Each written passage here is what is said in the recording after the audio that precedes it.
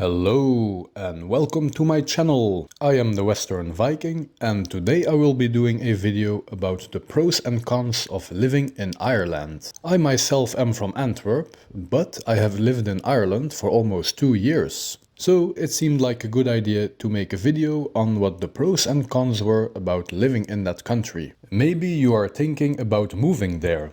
Or maybe you want to go on holiday, or maybe you are just interested in Ireland. This video will lay out some of the pros and cons of living in Ireland based on my own personal experiences. So first off, let's start with the pros. One of the biggest pros about living there are the people. Irish people are in general very nice. They are polite, friendly and generous. And they will go out of their way to help you out. I found that this is especially true for the older generations. The younger generations may sometimes come across a bit more entitled or rude, but most are still very nice people, so that's just a small minority, of course. It is important, though, to remember that Irish people are very nice and friendly unless you treat them with disrespect. Irish people do not let you walk all over them. If you want to start an argument or a fight with them, better be prepared for a strong response. Irish people are friendly and humble, but at the same time they have their dignity and they have an admirable fighting spirit. Always treat the Irish with respect. They really deserve it. Another pro is of course the nature and scenery. The island of Ireland is very unique and beautiful in its nature and scenery. Everything there is green. The nation's color is green, and that isn't without reason. All nature is so green, greener than any tree or grass you have in Belgium.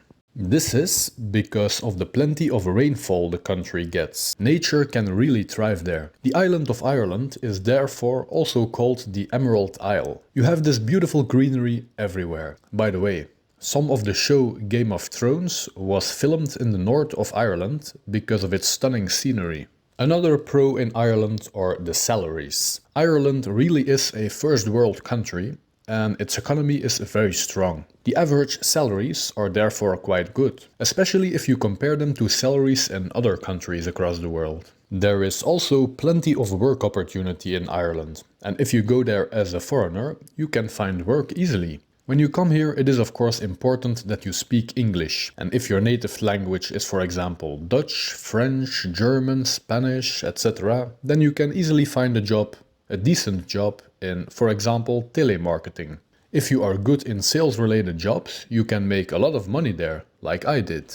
The final pro that I have put on my list are the pubs and the outgoing life. As I said, the people here are very friendly and outgoing, so going for a drink in Ireland is always a blast. If you go to an Irish pub, expect there to be a lot of enthusiasm, drinking and singing. Just don't mess with them, especially if they are drunk.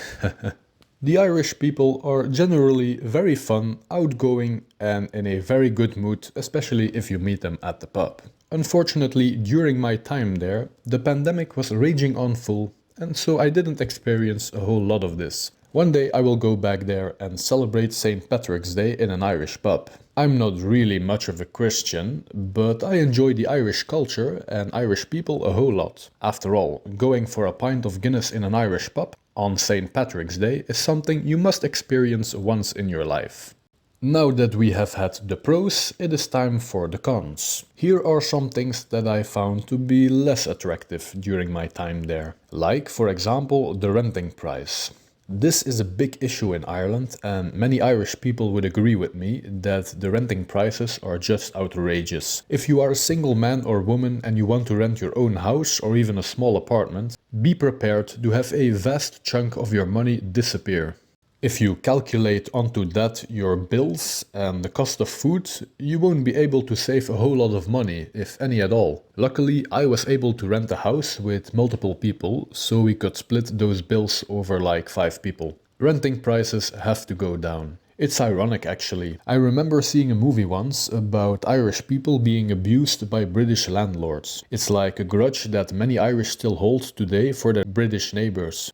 And yet, most Irish landlords nowadays are asking ridiculous amounts of money to their tenants. Renting prices are a big issue in Ireland. Then something else that is on the downside is the dog shit. Excuse my language, but that was a real frustration of mine. The dog shit is really everywhere. Walking the streets or navigating the parks is always like walking through a minefield and dodging the grossness. You want to enjoy the scarce summer sun sitting against a tree in the park? Forget it. Chances are very high there is just dog shit laying there at that tree. This is something that really bothered me a lot. Then the last not so good thing about the country is of course the weather. Ireland has a lot of rain, and I mean a whole lot. At home in Flanders, if the wind comes from the west, there is a big chance for rain. That is because to the west of Flanders we have the North Sea, from which water evaporates into rain clouds. If wind comes from any other directions though, the chance for rain is quite low. Ireland, however, is an island,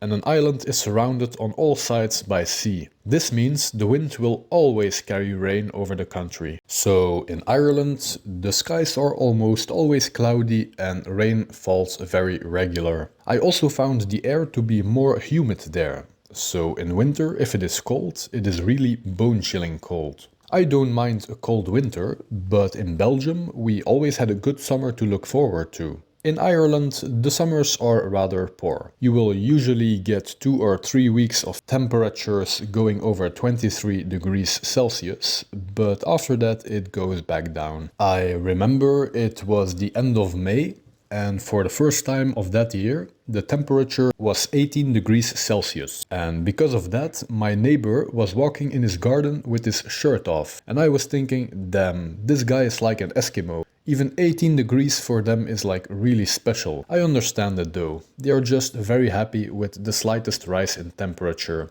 However, me, I'm a bit more spoiled with better summers where I grew up. And for all of its stunning views, a good summer is something I really missed in Ireland.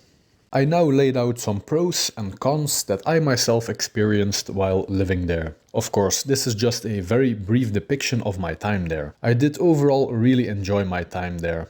I often miss walking the green, windy and cool fields of Ireland. I miss seeing the mountain ranges from my window. I miss the happy and enchanting culture of Ireland. And I also miss the down-to-earth conversations with those Celtic folks. If the weather had been a bit better, I might have stayed there.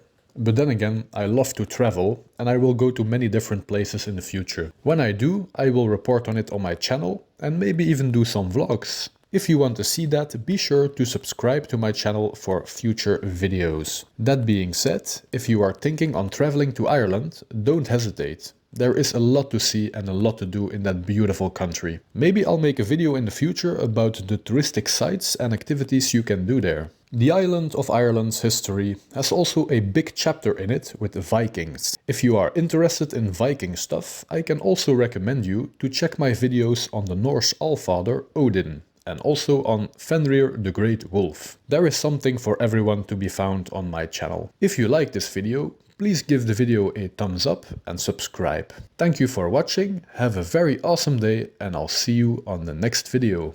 Bye!